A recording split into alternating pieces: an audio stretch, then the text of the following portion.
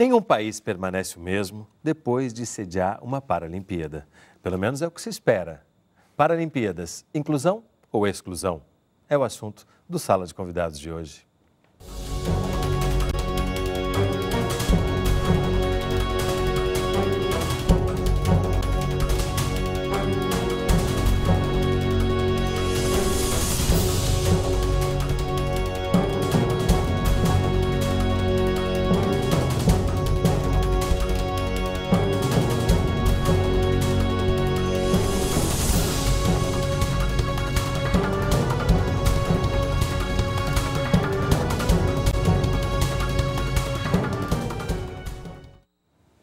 Para conversar com a gente, estão no estúdio Pedro Ivo Coutinho, subsecretário municipal da Pessoa com Deficiência da cidade do Rio de Janeiro, Marcos Quintela, professor da Fundação Getúlio Vargas, e Vera Bungarten, avó do Lucas. E você também é nosso convidado. Participe fazendo perguntas e comentários. Utilize nosso site, canalsaude.fiocruz.br ou o telefone 0800 701 8122. Ligação gratuita. As competições são praticamente as mesmas, com um brilho a mais. A capacidade que o ser humano tem de se adaptar às diversidades para superar desafios. Foram 6 anos de preparação para 17 dias de competição. Mais de 10.500 atletas de 206 países. Cerca de 500 mil turistas. As Olimpíadas aconteceram pela primeira vez em um país da América Latina. Em meio a discussões sobre investimentos e uma crise política, a avaliação em geral é de que deu tudo certo. Não houve ataque terrorista e nem a Zika atrapalhou. O evento passou de grande preocupação a orgulho em pouco tempo. A tocha olímpica acendeu e apagou. E agora o Rio está realizando a Paralimpíada, com um intervalo de 16 dias do encerramento das Olimpíadas. A impressão é de que o furor e a euforia acabaram. Mas não é o que o ministro dos Esportes e o presidente do Comitê Paralímpico afirmaram em entrevista coletiva realizada no Rio Media Center. O Brasil não deixaria jamais de fazer Jogos Paralímpicos à altura do que foi feito nos Jogos Olímpicos.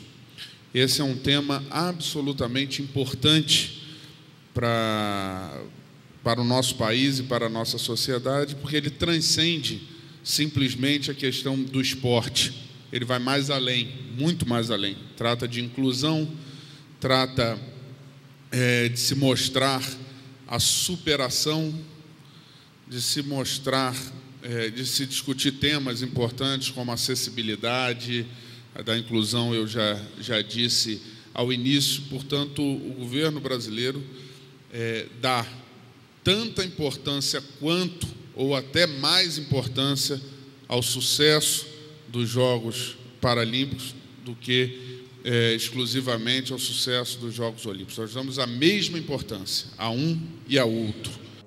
Muitos se perguntam por que fazer um evento separadamente, se o objetivo é a inclusão dos paratletas. E a resposta é que a Paralimpíada é um evento especial, com peculiaridades que as Olimpíadas não tinham, mas não menos importante. A cerimônia de abertura já mostrou a que veio, com momentos marcantes e emocionantes que mostram o que é resistir em uma sociedade de exclusão. Mesmo assim, o evento ainda parece não ter o mesmo prestígio. A cobertura da mídia tem sido pequena. A TV Brasil é o único canal em TV aberta que está transmitindo o evento. Os ingressos também são vendidos a valores bem mais populares que os ingressos das Olimpíadas. O comitê organizador colocou 2.500.000 ingressos à venda e também cedeu ingressos a escolas municipais.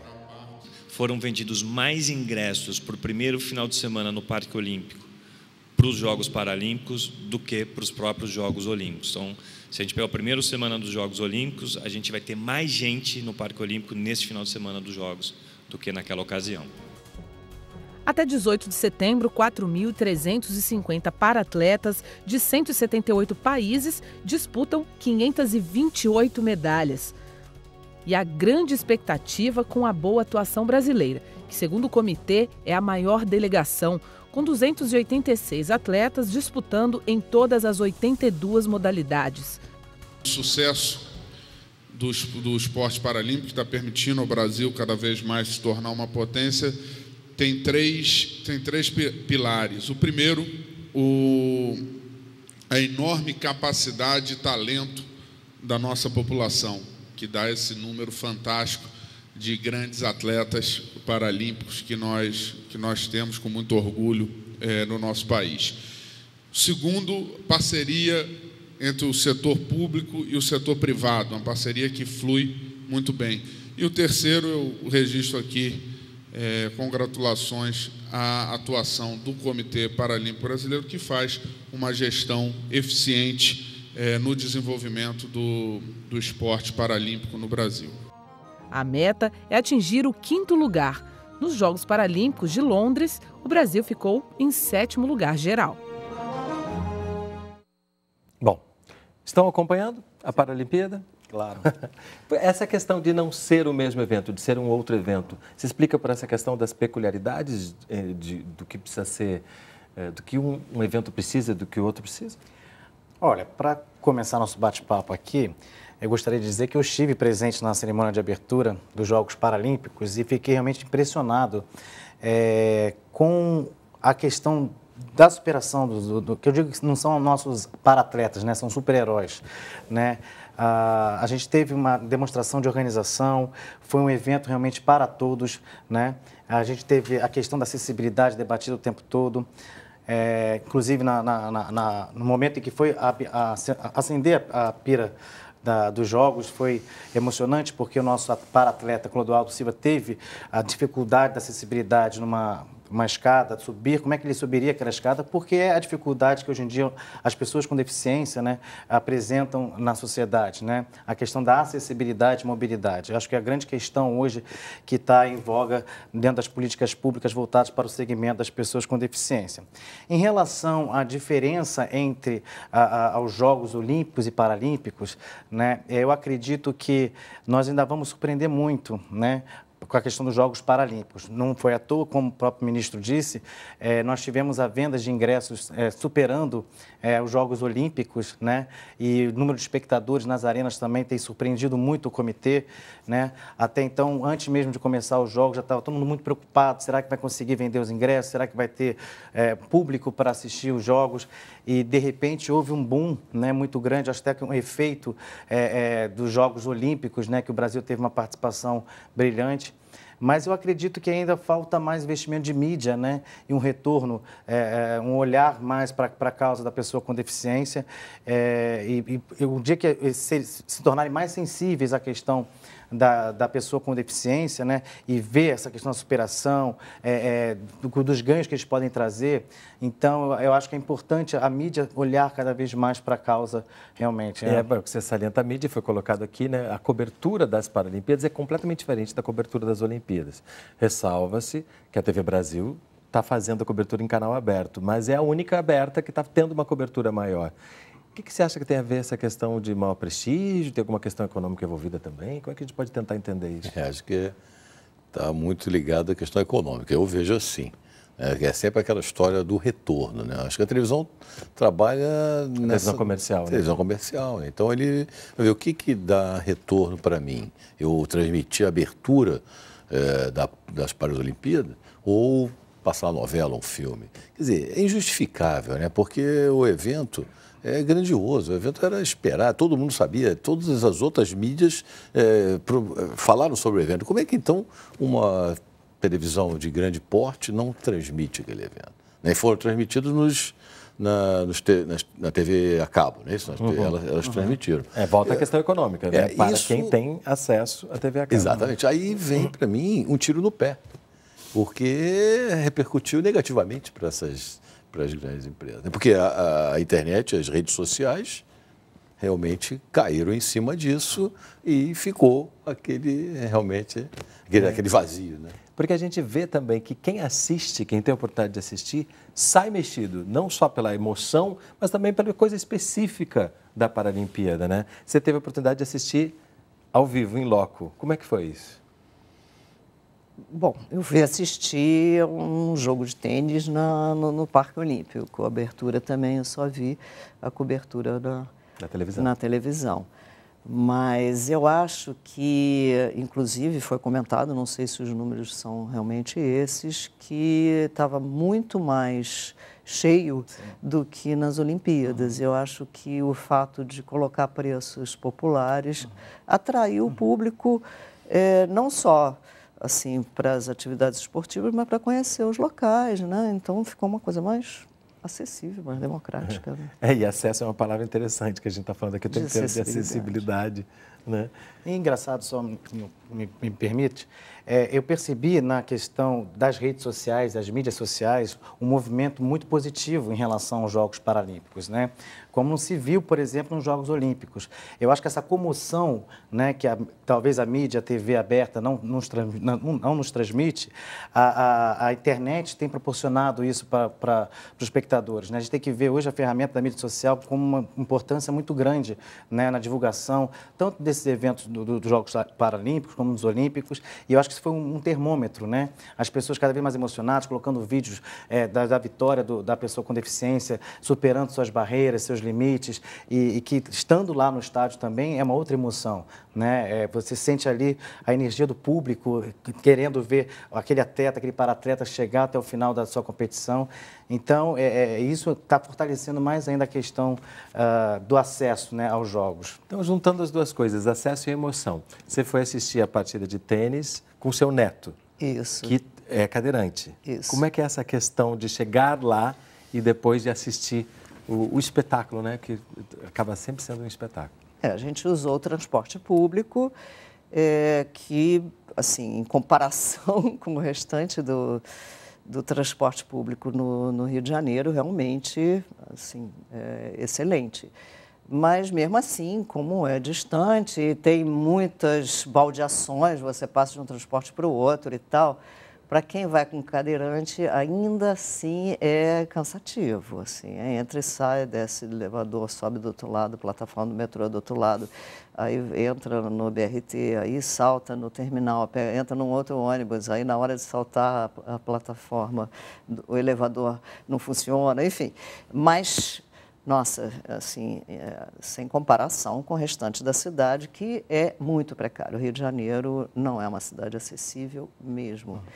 E até mesmo na Zona Sul, eu moro no Maitá, é um dos piores lugares para andar com cadeira de rodas, é uma coisa incrível. Eu vou pegar essa deixa, antes de falar da acessibilidade, que eu sei que é um tema bem caro para o Marcos, eu queria chamar um depoimento de uma youtuber que, quando soube que a gente ia fazer o programa, gravou para a gente e mandou um trecho do YouTube, que youtuber é uma coisa agora, né? Tem uma outra, mandou para a gente uma fala.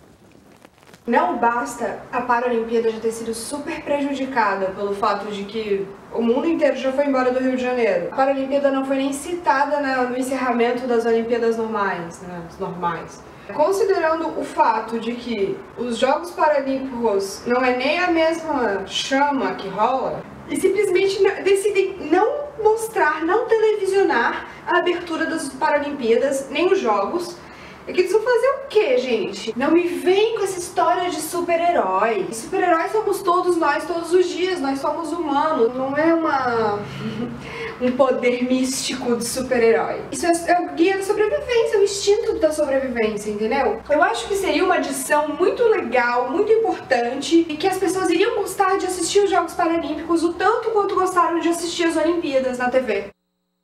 É interessante, né? Porque ela vem com mais força, contundente. É bom ouvir isso, né? Sim, sim. Até porque eu acho que talvez a gente tenha que refletir até que ponto os nossos olhares são condescendentes para uma determinada situação e como que isso não ajuda, né? Porque você acaba colocando o outro num lugar inferior. Eu não sei como é que é isso na experiência, por exemplo, do dia a dia. Colocando o outro no lugar inferior sem perceber as suas potencialidades. Eu acho que os Jogos Paralímpicos nos mostram isso, né? Existe muita coisa que... A gente usa a palavra superação, mas ela lembra, superação a gente tem que ter todo dia, né? A superação, qualquer um se supera. Esse negócio realmente é uma discriminação, isso é uma forma de discriminação, né? De separar a Olimpíada, a Paralimpíada, tudo bem. Não dá para você competir um atleta paralímpico com um atleta considerado normal, vamos dizer assim. Realmente, não dá. Mas, de repente, poderia ser uma competição concomitante, né? Por que não? No conjunto, futuro. Né? Conjunto. Para uma jogar luz sobre a outra também, né? Já que as Olimpíadas têm mais apelo, né, elas poderiam ter jogado. Um mês de competição, por exemplo, são 15 dias a Olimpíada, por que faria uma competição de um mês, né, que dá um atrativo turístico, um atrativo de economia? Aí pense sistemicamente na sociedade. Você vê o que proporcionou para a cidade do Rio de Janeiro, né, os primeiros 15 dias. Né? A Paralimpíada está sendo muito reflexo disso, porque foi uma continuação, né, as pessoas se motivaram. Então, hoje está dando resultado. E nós temos até agora quebras de recordes, né, de recordes paralímpicos que são até maiores do que os olímpicos. Né? A gente teve um vencedor aí dos 400 metros que provou que é capaz, né, que é possível a gente interagir os atletas dos para-atletas. Né? Eu acho que a gente está evoluindo para isso. Eu acredito que no futuro a gente vai ter uma competição em conjunto. Né, teve aquele índice que você falou. O índice que era maior do que foi a medalha de ouro. Foi medalha de ouro. Seria medalha de ouro na Olimpíada. Na Olimpíada e foi medalha de ouro no Paralimpíada. Qual foi? 400 metros. 400 metros no atletismo. E aí? Então, e aí, né? É bom porque essas questões, eu adorei esse e aí, porque é isso, né? O tempo inteiro são essas questões que estão nos sendo colocadas para a gente sair do lugar comum, do lugar acostumado e também desse lugar que eu acho que a gente se coloca muitas vezes que inferioriza o outro. Que não dá condições, acaba cerceando. Porque quando a gente fala, por exemplo, em acessibilidade, você falou que como é difícil a acessibilidade, a gente está falando só do ir e vir, não é do viver. Exato. O ir e vir é necessário para o viver. Exatamente. Então, a superação acaba sendo necessária para você ter acesso à sua própria vida. Aí que está a questão. Se a gente vencesse essa etapa, aí a gente poderia ter acesso às potencialidades. Acho que é isso que a gente tem que entender, né? Esse acesso não é um presente. Eu acho também que a gente tem que saber dividir... Ele é devido, né? Ele é a direito. Questão da acessibilidade e da mobilidade, né? Não adianta a gente ter o transporte modais acessíveis, né, com piso rebaixado, né, com elevadores, se aquela pessoa com deficiência não consegue chegar até esse transporte, até esse modal, né, com as calçadas que não são calçadas adequadas, né, até mesmo no entorno do estádio a gente tem um poste no meio da calçada, então um cadeirante fica prejudicado, tem que ir até a rua para poder atravessar. Então, são dois temas que se complementam, mas que precisam ser discutidos separadamente, entendeu? A questão da mobilidade e a questão da acessibilidade. Hoje a gente tem realmente o Parque Olímpico acessível? É acessível. A gente tem as arenas acessíveis? São acessíveis. Os modais são acessíveis? São. Mas, no dia a dia daquela pessoa com deficiência que precisa ir e vir, como bem você falou, descer para comprar um pão, descer para ir no mercado, como é que ela faz esse ir e vir, né? Se às vezes as condições de mobilidade para ela estão reduzidas. Então, é isso que é importante a gente discutir. Eu acho que é legal. Eu acho que isso é muito importante para promover a independência das pessoas, que é muito importante para a valorização, porque muitas dessas pessoas trabalham, elas querem chegar no seu local de trabalho, elas têm potencial de trabalho que muitas vezes fica prejudicado com isso. Porque essa independência, ela existe também, mesmo que um pouco mais limitada, muito maior do que a gente pode imaginar. Eu fiquei impressionada com os jogadores de tênis, como eles mesmos se viram. Eles não têm uma pessoa que acompanha, não tem um técnico, eles vão lá com a cadeira especial para o jogo, trocam de cadeira, pegam o seu equipamento, saem depois do jogo carregando tudo, empurrando a outra cadeira. São muito independentes, né? E para que isso possa ser promovido, tem que ter um espaço habilitado para isso. Né? Mas acho que essa parte de mobilidade e acessibilidade, ela tem que ser universal, como diz desde a Constituição de 88, sobre o direito de ir e vir, para todos os cidadãos, independentemente de sua forma de mobilidade. Qualquer pessoa, independentemente de forma de mobilidade, ela começa a sua viagem ao sair de casa pela calçada.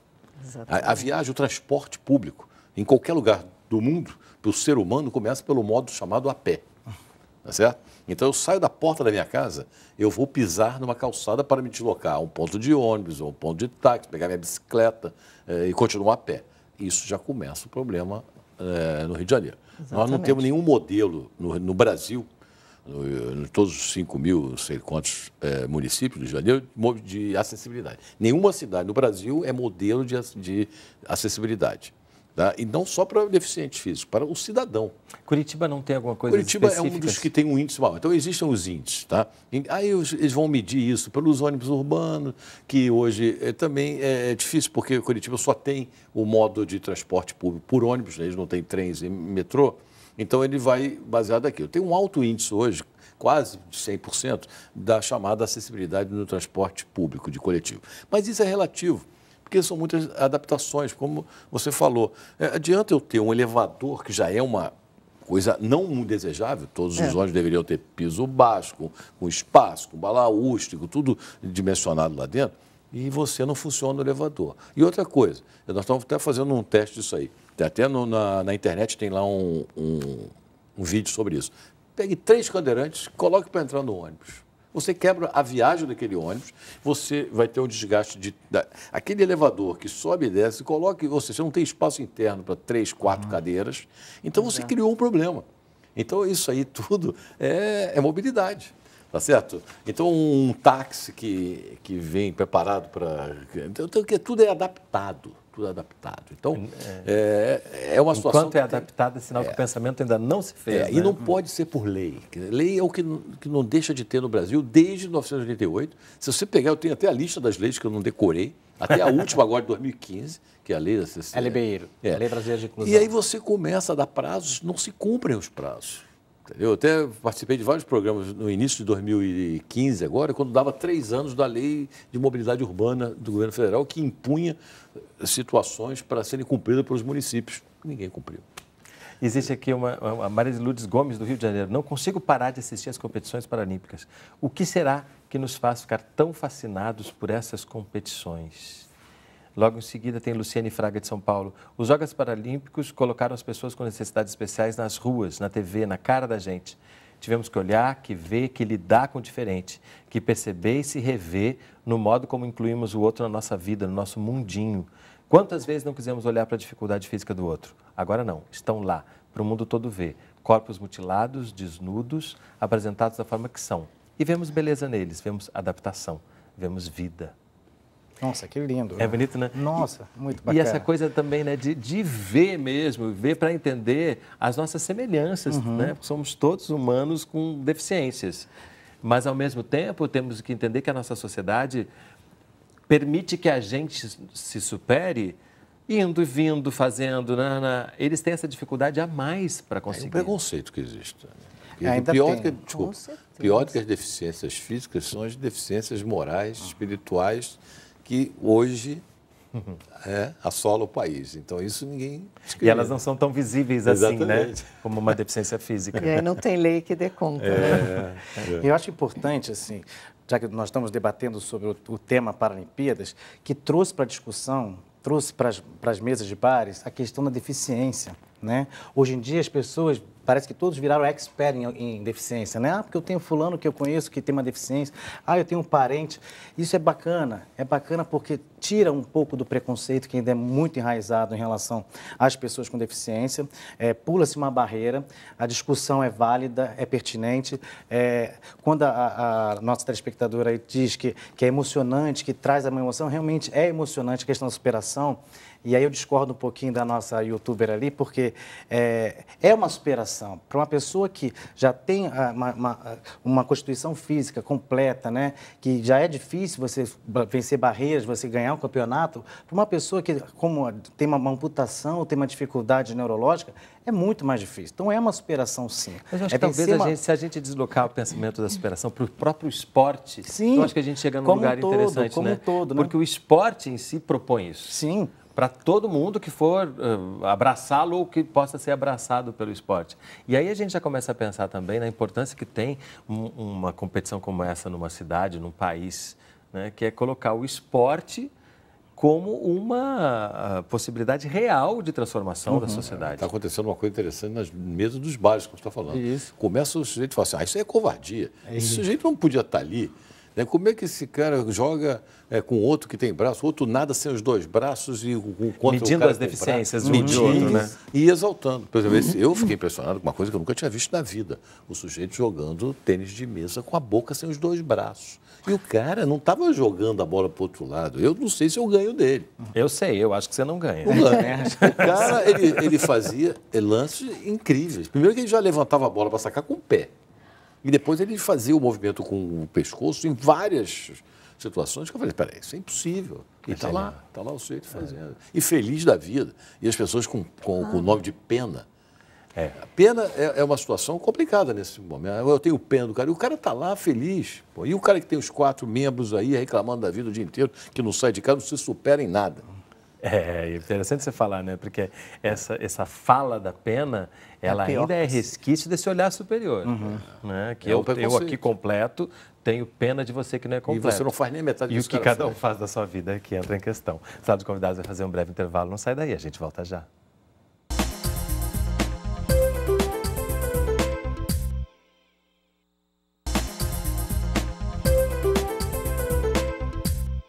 Sala de Convidados está de volta conversando sobre inclusão e exclusão nas Paralimpíadas. Nossos convidados são Pedro Ivo Coutinho, subsecretário municipal da Pessoa com Deficiência da cidade do Rio de Janeiro, Marcos Quintela, professor da Fundação Getúlio Vargas, e Vera Bungarten, avó do Lucas. E você também é nosso convidado, participe fazendo perguntas e comentários. Utilize nosso site, canalsaude.fiocruz.br ou o telefone 0800 701 8122, ligação gratuita. Afinal, até que ponto o Brasil investe em políticas públicas para pessoas com deficiência? E que legado as Paralimpíadas vão deixar? 1981, Ano Internacional da Pessoa com Deficiência. Um marco para a criação de políticas públicas voltadas para essas pessoas. Apesar disso, no Brasil, as ações de fato só começaram a ser implementadas na última década. 2 momentos marcaram essa história. As 2 conferências nacionais sobre os direitos das pessoas com deficiência realizadas em 2006 e 2008. Por elas foi instituída a Política Nacional de Saúde da Pessoa com Deficiência, que tem entre suas diretrizes a promoção da qualidade de vida das pessoas com deficiência, assistência integral à saúde e a prevenção. Outro marco aconteceu em 2011, com a criação do Plano Nacional dos Direitos da Pessoa com Deficiência, o Viver Sem Limite. O plano deu prioridade nas matrículas a pessoas com deficiência nos sistemas de ensino através do Pronatec. De lá para cá, a inclusão vem caminhando a passos lentos. Porém, a notícia da realização das Olimpíadas e Paralimpíadas na cidade do Rio de Janeiro, sem dúvida, trouxe investimento com mais urgência. Para o secretário municipal da Pessoa com Deficiência, Carlos Alberto Rocha, não há como negar que existe um legado. A cidade do Rio de Janeiro é acessível? Não, 100% não. Né? Qual é a cidade 100% acessível? Agora, que esse processo teve um início muito forte? Teve. Eu costumo falar, inclusive, que nós avançamos. Essas obras, as grandes obras da cidade do Rio de Janeiro, elas começaram há 5, 6 anos atrás. Né? Então, nesse período, a gente avançou o quê? 30, 40 anos. Foi um momento de incrementar orçamentos e investir em acessibilidade no conceito mais amplo, no acesso a direitos. No Rio de Janeiro, atualmente, existem 6 centros de referência da pessoa com deficiência, um espaço gerido e financiado pela Prefeitura Municipal que acolhe e dá suporte multidisciplinar em diversas áreas: esporte, cultura, arte e educação. Muitas crianças que vêm aqui, é o primeiro momento que ela tem de oportunidade de fazer uma atividade esportiva, né? Mas, no nosso caso, sempre voltado para a questão da reabilitação.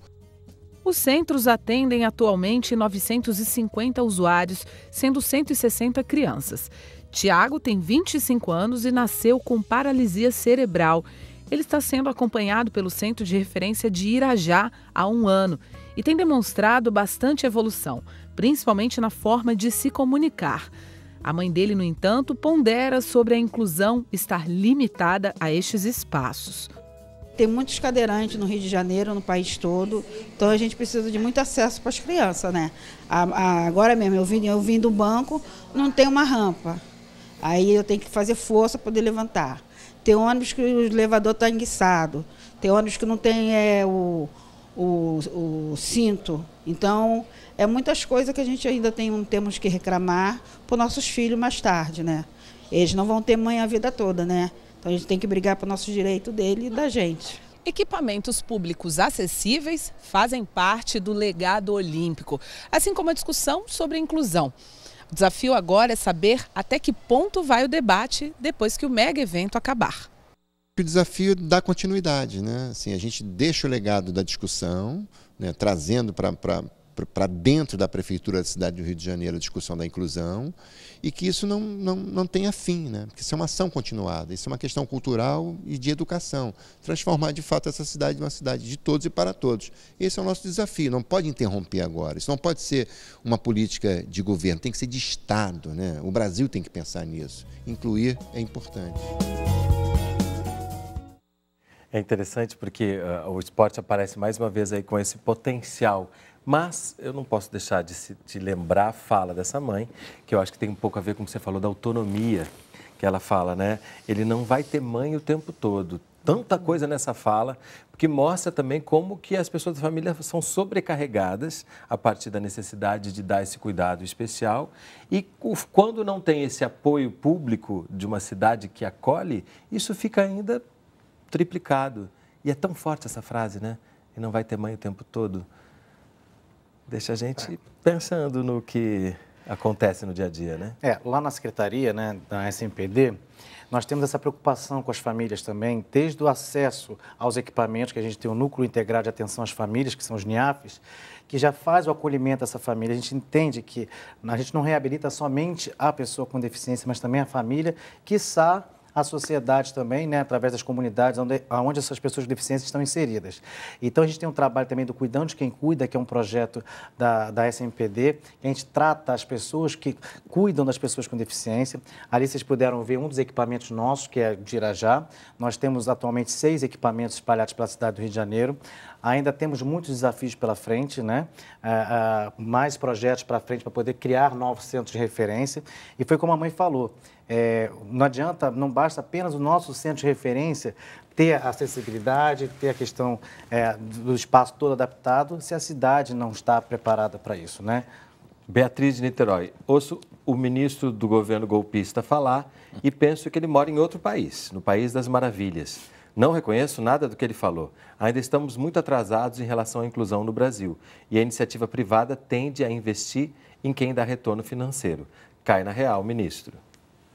Entra a questão financeira mais uma vez aqui, né? Até que ponto as coisas são sempre guiadas pela possibilidade do lucro em detrimento desses direitos que a gente tem, todos nós, e que precisam estar no dia a dia. Precisam ser efetivados na real, né? Hoje, por exemplo, os metrôs, trens e sistemas de transporte público, de um modo geral, que estão sendo construídos, eles têm obrigação legal de obedecerem à legislação vigente, colocarem todos dentro das normas brasileiras, técnicas, de rampas, tudo bem, está funcionando. Agora, o que já existe, que também a lei impõe, que seja reestruturado, isso não há nunca verba, isso não há orçamento disponível. São obras complicadas, sim, no mundo inteiro, sem dúvida alguma. Você vai no metrô de Nova York, metrô de Paris, Londres, que obras de 1800 e pouco, você adaptar aquilo para a acessibilidade, são obras altamente complexas. Existem soluções, alguns lugares se consegue, outros não dá nem para colocar uma escada rolante, um elevador, não dá. Tudo bem, mas soluções existem. Aqui no Brasil, especificamente, é complicada a parte orçamentária. Nunca há orçamento para esse tipo de obra. Nas novas, como eu falei, é uma obrigação. Aí vem a história do retorno. Nesse caso, não há retorno, porque eu sempre falo o seguinte, a acessibilidade não é só para o deficiente físico. Uma senhora de idade, eu até que estou chegando nessa terceira idade, já estou, né, tecnicamente sim, mas eu fico vendo o seguinte, começa pelo ônibus urbano. O ônibus urbano é inacessível para qualquer ser humano, até para uma criança normal, até para um atleta. Qualquer um com aquele piso alto, absurdo, que você tem que subir. Quantos acidentes não são catalogados, não são registrados? Todo dia há acidente em ônibus. E acidentes graves. Por quê? Porque aquilo ali é um ônibus antigo, feito sob chassi de caminhão, que sacoleja, ou seja, é coisa que não existe em nenhum lugar do mundo. Mas aí tem sempre o pensamento financeiro, né? Porque sim. O lucro... Ou talvez o valor daquele ônibus é inferior a um ônibus, tipo um ônibus daquele de aeroporto, suspensão ar, que baixa, tem piso baixo. Ou seja, isso já roda em todo lugar do mundo. Aqui no Brasil não roda esse tipo de ônibus. Mas porque você fala, né, que não há orçamento. Não há orçamento para isso, não, mas há orçamento para uma série de outras coisas. Eu estou falando toda a acessibilidade que o governo tem responsabilidade. Sim. Né?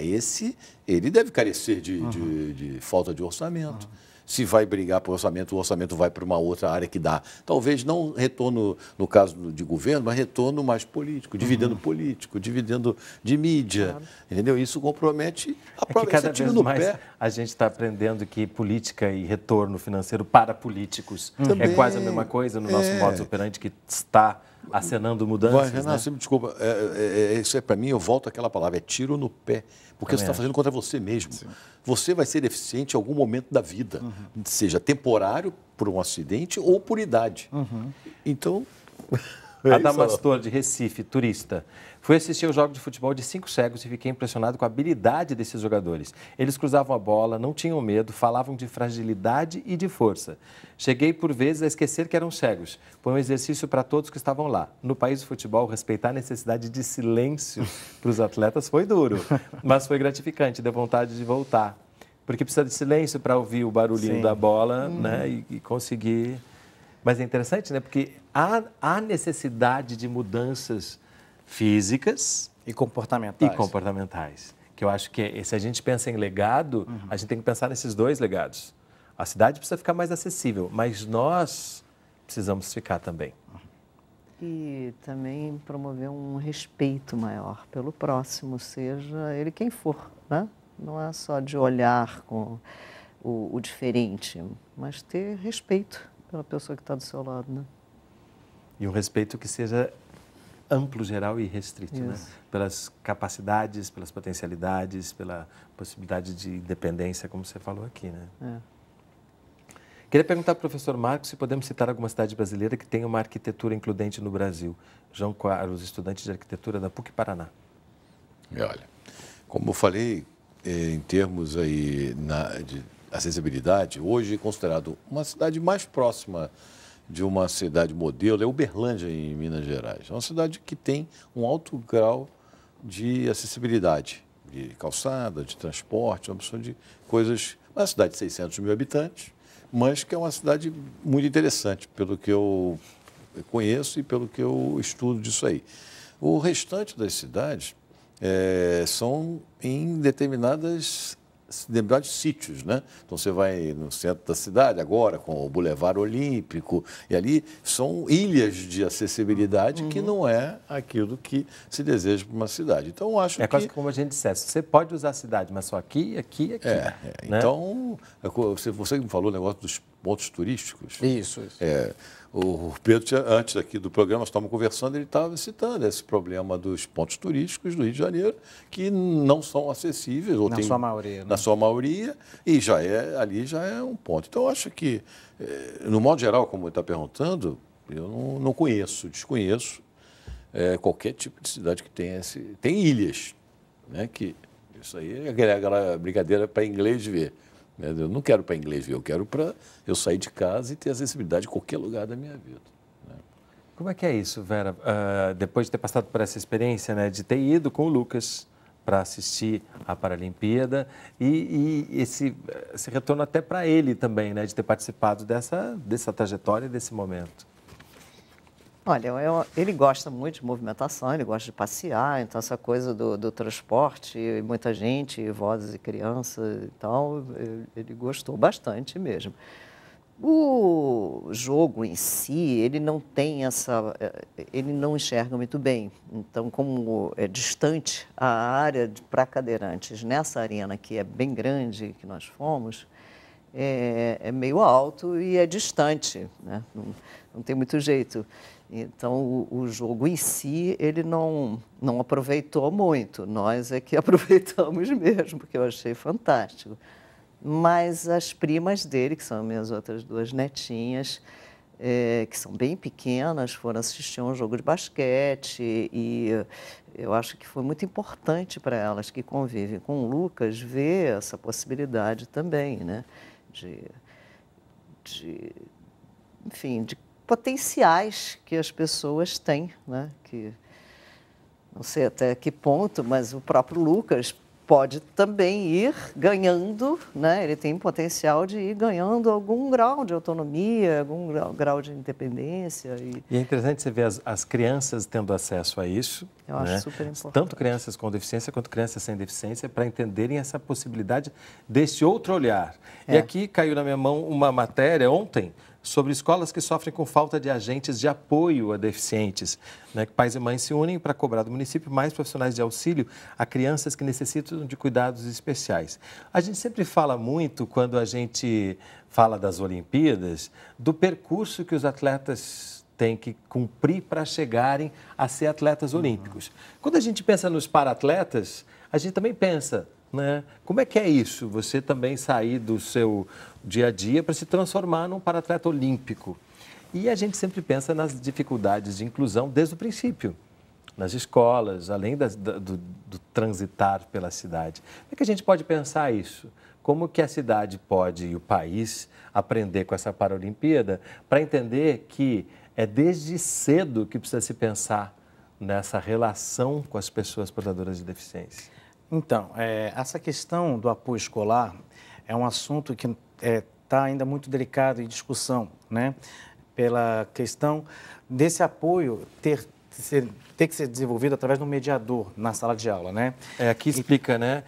O que o agente de apoio à educação faz? Ele dá apoio psicológico aos professores e à direção da escola, auxilia na higiene, na locomoção e na alimentação do aluno, garante espaço físico e de convivência adequado. É isso. Eu tenho contato direto com mães de pessoas com deficiência que estão incluídas em escolas que têm mediadores. Eles falam, eu não quero uma babá para o meu filho, eu não quero uma pessoa que fique ali ao lado dela simplesmente para poder fazer a questão da higiene, não. Eu quero que seja um mediador realmente que possa passar o conteúdo da aula para o meu filho, né, de forma adequada e realmente isso esbarra em questões também da iniciativa privada, né, porque a gente tem os colégios privados, particulares, tem também as escolas públicas que a gente não tem ainda o quantitativo suficiente de mediadores nas salas de aula. Né? Esse é um debate que precisa ser levantado, ser discutido junto com a Secretaria de Educação, né? A SMPD, junto com o seu jurídico, também está apoiando, junto com o Conselho Municipal da Pessoa com Deficiência. O orçamento entra aí mais uma vez, né? Porque é preciso contratar, mais uma vez, capacitar e contratar. Exatamente, né? que não adianta colocar qualquer pessoa, qualquer profissional ali, né? Tem que ser um profissional capacitado para isso. Né? E como as deficiências, elas divergem muito entre si, né? Você precisa ter uma pessoa que entenda do assunto, que esteja habituada a lidar com pessoas com deficiência, porque senão realmente vai ser uma pessoa apenas para dar um apoio, como diz a reportagem, na questão da higiene, da alimentação, e não é isso que as mães buscam, né? Elas buscam realmente, são mediadores que possam auxiliar no aprendizado, na educação dessa criança. Porque a gente está falando de escolas inclusivas, a gente está falando de um ideal que é que todo mundo conviva com todo mundo. Sim. Até porque essa questão da deficiência, que você já falou, né? Há todos os tipos de deficiência, elas precisam ficar claras, colocadas, né, no dia a dia. Porque antigamente se tinha a impressão, se tinha até uma maneira de lidar, né? As escolas só com pessoas deficientes, é um pouco as Olimpíadas, né? Aqui tem uma, aqui tem outra. Que acaba sendo excludente. Que acaba sendo, que essa é a nossa pergunta aqui, né? O que é includente, o que é excludente quando a gente está falando disso tudo? E o que às vezes a gente acha que está incluindo e não está? Mas eu acho que com a evolução do próprio ser humano daqui a 30, 50 anos, 100 anos, vai acabar essa diferença de ser includente, excludente, porque tudo, na verdade, é ser humano. Então, o cara é deficiente econômico, deficiente de qualquer forma. Então, ou seja, você tem que incluir todo mundo, desde o sujeito que não tem dinheiro igual ao outro que tem dinheiro, que também é um cara excluído da sociedade. Claro. Tá certo? Eu não posso ir a lugar nenhum porque eu não tenho dinheiro. Então, quando você começa tudo isso, eu acho que é uma situação que vai melhorar daqui a, sei lá, 100 anos. É uma utopia, né? Não, é uma evolução natural do ser humano. Eu acho que nós estamos vivendo um processo como... Quem imaginaria hoje o que está acontecendo no Brasil em termos políticos, de empresários políticos presos, punidos.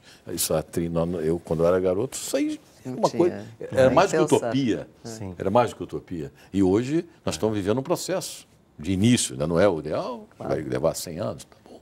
Mas é o início, igual está acontecendo hoje com o deficiente, está acontecendo com tudo. Eu acho que tudo é processo, né? Eu penso, como o secretário Carlos disse, ainda temos muito que avançar, né? Mas em 7, 8 anos nós avançamos 40 em questão de políticas voltadas para a pessoa com deficiência. A própria senhora Vera falou da questão que foi lá assistir o jogo, mas tinha um espaço reservado para os cadeirantes, né? Que era longe da arena, né? Do jogo em si. E que realmente acaba sendo excludente, né? Por que não ter os espaços para pessoas com deficiência junto com as pessoas sem deficiência, né? Estar interagindo todos no mesmo local, enfim. Essa situação de colocar um espaço reservado apenas para pessoas com deficiência acaba sendo excludente, né? Eu acho que nós somos formadores de opinião, a gente tem que estar atento a isso e provocar o setor público e o privado também, né? Porque a gente tem grandes arenas aí também públicas e privadas, na parte cultural também, e começar a reservar esses espaços em comum acordo, né? Os editais culturais, todos eles prevêem acessibilidade agora? Sim, a gente teve uma meta, inclusive, com a Secretaria Municipal de Cultura, que foi concluída agora, né? Nesse ano de 2016, no qual a gente visitou as arenas, os palcos, as lonas também, que tem a questão da acessibilidade. Nossa equipe de acessibilidade foi até o local, dando algumas orientações nesses espaços, né? E foi bem interessante, porque a gente conseguiu ver uma transformação muito boa nesses espaços, né? A questão de ter um intérprete de Libras agora também, que é bem legal em algumas peças teatrais. Claro, ainda tem muito que ser feito, né? A questão da audiodescrição também, pela primeira vez esse ano. Mas, mais uma vez, como ele diz o Marcos, né? Se a gente pensar isso num tempo atrás, que era completamente inexistente, a gente consegue ter esse pensamento, que estamos avançando rumo ao momento em que isso não será mais dado, né? É preciso incluir. Isso já vai estar dado como somos todos iguais. Estalo, né? Tudo tem um processo lento. Olha, e pensar que o Carnaval, a maior festa, né, popular do mundo, esse ano foi a primeira vez que nós tivemos uma audiodescrição na avenida, né, para os deficientes visuais poderem ter a sensação de como era o desfile. Depois eles puderam tocar nos carros alegóricos e foi bem bacana, foi uma experiência assim, enriquecedora. Sem falar que é uma outra arte, né? Audiodescrever. Imagina audiodescrever uma coisa grandiosa como o Carnaval, né? Por isso que precisam ser pessoas capacitadas mesmo, né? Exatamente. A gente não dá conta disso sem uma formação, né? Valéria do Carmo, do Rio. Gente, eu fico chocada com a falta de coisas simples que mudariam a vida de pessoas para melhor. Sinal sonoro nas sinaleiras, coisas simples, já fariam a maior diferença. Aqui é um pouco também para questionar a questão do orçamento. É necessário, sim, o orçamento. Mas também há muita coisa que pode ser feita sem que se precise de muito investimento. Isso tem quase no Japão, em Tóquio, isso aí tem praticamente em todos os semáforos. Né? Aqui só tem em frente ao Benjamin Constant. Pois é. Ali tem que ter ali. Tá entendendo? Genial, Quer dizer, então é caro, é barato, não importa. Isso é benefício para a sociedade. Isso é o chamado retorno econômico, social para as pessoas. Então, o dever do homem público, do orçamento público, é exatamente isso. Eu já trabalhei em governo, trabalhei em empresa privada e eu conheço bem essas duas áreas. Então, esse pensamento é que tem que se disseminar, né? O legislador tem que começar a pensar isso na hora de fazer essa legislação que coloca a cadeira longe da arena. Isso é alguém arquitetou isso aí, o arquiteto que fez a lei. A lei existe. Tem que colocar espaço para a cadeira. Tá bom, mas por que na hora de desenhar esse processo não foi pensado isso? Né? E aí vira um ciclo, né? Porque o legislador precisa pensar, porque a sociedade também precisa pensar. Mas esse legislador, ele vem da sociedade. Então, quando ele vem, ele já vem com esses preconceitos. Então, sabe, mas ele também tem uma obrigação de mudar os seus preconceitos, porque ele está no cargo público. Talvez a próxima arena já venha privilegiar o cadeirante, colocando ele ali do lado da competição. Só que aquele lugar ali é o lugar mais caro. A questão econômica sempre vem. No país da Zika e da microcefalia, é bom que você pense mesmo em aumentar as políticas de inclusão. Jeremário de Recife.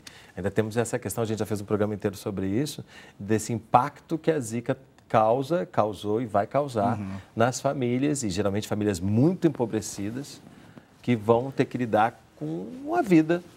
Né? A gente teve um aumento da procura também de usuários que têm deficiência como consequência do vírus da Zika, né? A microcefalia, e nós temos que cada vez mais estudar, aprofundar o assunto, debater quais são as melhorias que a gente pode oferecer a essa família, esse usuário, né? Que ainda é um desafio para a gente. João de Deus do Rio soube que grande parte dos atletas paralímpicos ficaram mutilados em função de acidentes de trânsito. O que se aprende com isto? É porque pode ser desde uma deficiência já de nascimento, quanto algo que acontece na sua vida. Isso. E que aí... Parece que acidente de moto é um dos grandes motivos, causas. Acidente de trânsito, no modo geral, né? Eu, como fisioterapeuta, acompanhei vários casos, realmente, de tetraplégicos, né, paraplégicos, por conta de acidentes realmente automobilísticos, né? As amputações, muitas vezes, também acontecem, advindas dessas tragédias que acontecem. E, realmente, os nossos para-atletas, a gente tem até o Fernando Fernandes, né, que é um grande esportista hoje da canoagem, que também era moteiro e tal, e de repente, por um acidente de carro, se viu paraplégico. Nem por isso ele deu a volta por cima, e ele está aí hoje, é um grande campeão mundial da canoagem. E realmente tem uma ligação muito forte. As estatísticas mostram isso, que acidente de carro ainda vitimiza muita gente e acabam indo para o esporte, porque o esporte entra como uma ferramenta de reabilitação. São super-heróis? Para mim, são. Para mim são, porque não é questão de ter superpoderes, mas sim de vencer cada dia um obstáculo, né? A questão da deficiência sendo combatida todo dia, a questão da inclusão, que é um desafio muito grande, e a questão do preconceito. Então, para mim, eu considero-os como super-heróis, como nós todos, né? Nós temos nossas dificuldades, nossas limitações, como mesmo o Marco falou, nós vamos ficar idosos um dia, né? Nós vamos ter dificuldade de mobilidade, vamos ter dificuldade de ir e vir, e eu acho que eles estão dando um banho de superação aí e mostrando a que veio, né? Eu tenho certeza que no próximo Jogos Tóquio 2020 a coisa já vai estar mais amarrada ainda e a gente vai estar aqui discutindo coisas muito mais avançadas como hoje a gente está conversando. O que vocês acham? Eu gostei da fala da blogueira quando ela rejeita esse título de super-heróis, porque eu acho que é também uma questão de encontrar um novo caminho para a vida, um novo prazer, uma nova fonte de prazer, de autoestima, de autovalorização, né? De desenvolver, enfim, uma nova vida. Claro que para isso, né, precisa de muito empenho, de muita vontade, muita força de vontade mesmo. Mas desse entorno, né? Como ela diz, é uma questão de sobrevivência. Ela fala de instinto de sobrevivência mesmo, isso, né? Porque é que está em questão também o entorno que você tem também para te dar um suporte, especialmente, acredito eu, quando se fala de acidentes, num primeiro momento, né, em que você, para superar isso, tem uma questão psicológica aí que não é de uma hora para outra, né? Esse é outro super-herói, porque concordo e discordo ao mesmo tempo, mas eu acho que... Por isso que você está no meio. Tem que generalizar esse negócio de super-herói, todos nós somos. Então, a adaptação, o ser humano se adapta a qualquer coisa. Você... uma deficiência física, uma mutilação, uma perda de um ente querido, uma perda de um emprego, uma perda de status social, qualquer coisa ele vai se adaptar. Então, da mesma maneira que um deficiente se supera para fazer essas coisas que você não acredita, o sujeito que perde um emprego, perde a mãe com 3 anos de idade, e quando ele vai se adaptar, ele vai arranjar caminhos para ser um super-herói. Então, eu acho que aí é aquela história de que todos nós somos a mesma coisa. E um evento como esse mostra também que os limites existem para serem superados, que é o que o esporte nos traz. O esporte ali é o esporte. Então, naquele negócio ali, eles superam aquilo. De repente, ele não está superando a relação com a mulher, com o filho, aquele mesmo deficiente. Outras barreiras. Outras barreiras. Que eu acho que é interessante você tocar nesse ponto. A gente está falando de uma pessoa que tem uma vida além... Você está vendo aquela superação dele ali. Você não sabe as outras superações dele, se ele fracassa, se ele tem um problema... Provavelmente sim, como todo mundo, né? E tem outras vitórias, como nós também temos. Que eu acho que no dia que esse pensamento for naturalizado, a gente vai chegar naquele mundo ideal que você colocou. Hoje nós estamos com 12 milhões de desempregados no Brasil. Quantos são super-heróis que caíram numa renda tal para uma renda aqui e vai ter que, a partir de amanhã, criar alguma forma de sobrevivência? Igualzinho o cara que perdeu um membro. Ele perdeu o sustento daquela família, ele perdeu tudo aquilo que ele tinha, ele vai ter que se adaptar. E lembrando sempre que o Brasil se sai melhor nas Paralimpíadas do que nas Olimpíadas. Nada contra os nossos atletas olímpicos, pelo contrário. Mas nossos atletas paralímpicos merecem esse Aplausos. Aplausos. Né? Obrigadíssimo pela presença Obrigado de vocês, vocês. aqui Obrigado. conosco. Se você quiser baixar ou compartilhar esse programa, entre no nosso site canalsaude.fiocruz.br. Você pode também acompanhar o Canal Saúde no Facebook e no Twitter. O Sala de Convidados contou com a colaboração da NBR e a gente se vê na próxima semana. Até lá!